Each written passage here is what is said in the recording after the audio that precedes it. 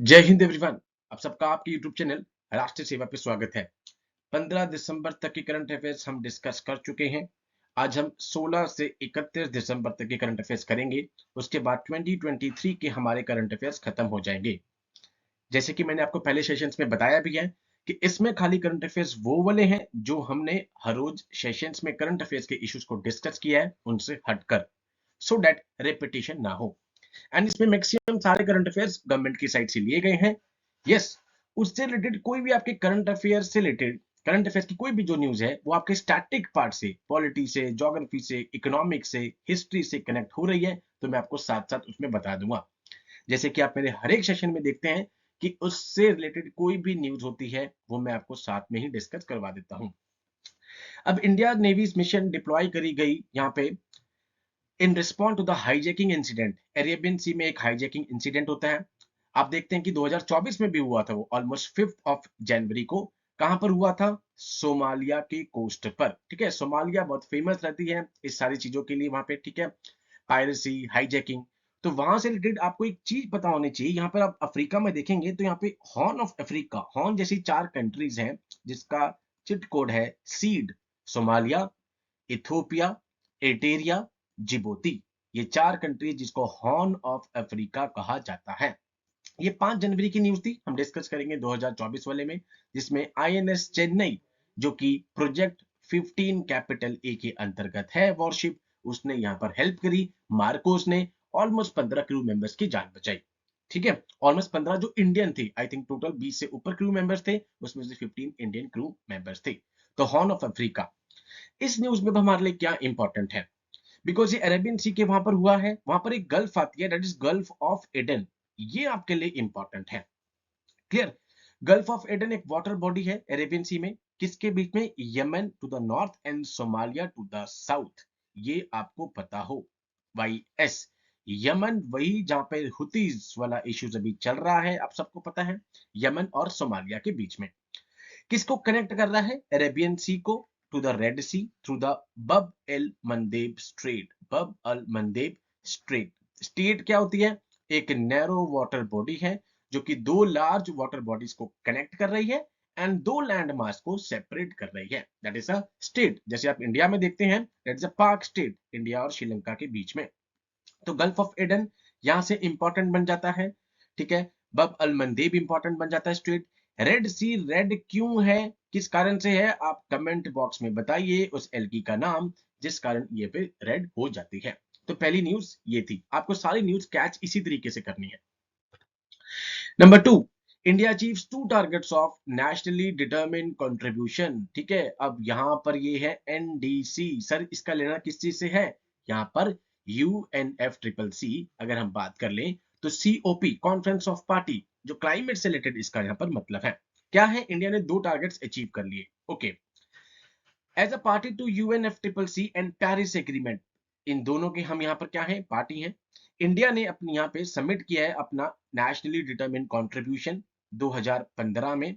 ठीक है, उसमें 2 टारगेट्स थे। ठीक है, अब पेरिस से मैं आपको एक चीज और बता देता हूं जो आप हर बार पढ़ते हैं, इंटरनेशनल सोलर अलायंस।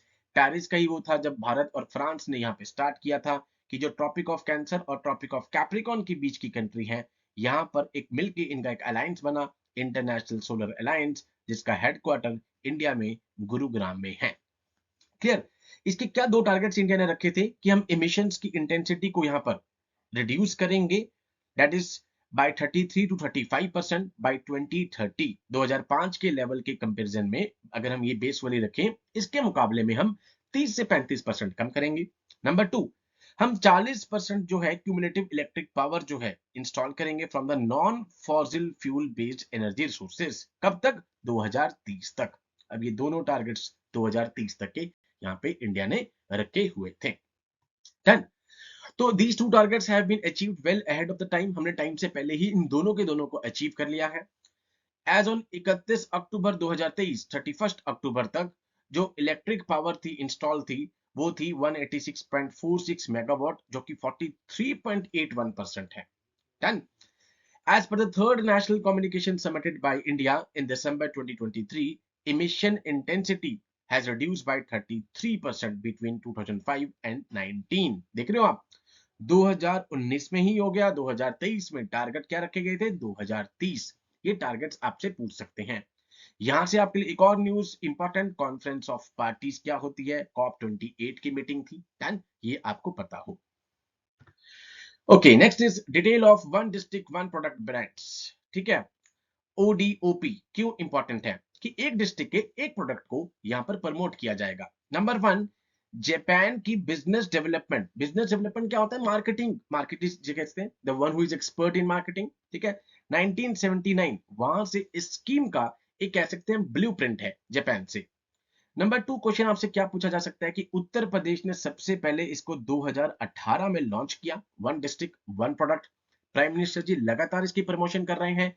G20 में हर एक लीडर को अलग अलग, किसी को शॉल दी गई, किसी को यूटेंसिल्स दिए गए, अलग अलग चीज को प्रमोट कर रहे हैं। क्वाइट ऑब्वियस है, जिस भी डिस्ट्रिक्ट की वो चीज है वहां की इकोनॉमी ऊपर जाएगी। ठीक है, एंड वहां पे रेवेन्यू होगा, ठीक है, एम्प्लॉयमेंट जनरेट होगी। एंड जैसे आप देखते हैं जीआई टैग, एक पर्टिकुलर ज्योग्राफिकल एरिया की चीज उस पर टैग लग जाता है, तो वैसे ही आप देखेंगे कि हर एक डिस्ट्रिक्ट में यहाँ पर इकोनॉमिक ग्रोथ होगी एंड वहां की एक पर्टिकुलर चीज को ब्रांडिंग करी जाएगी और प्रमोट किया जाएगा।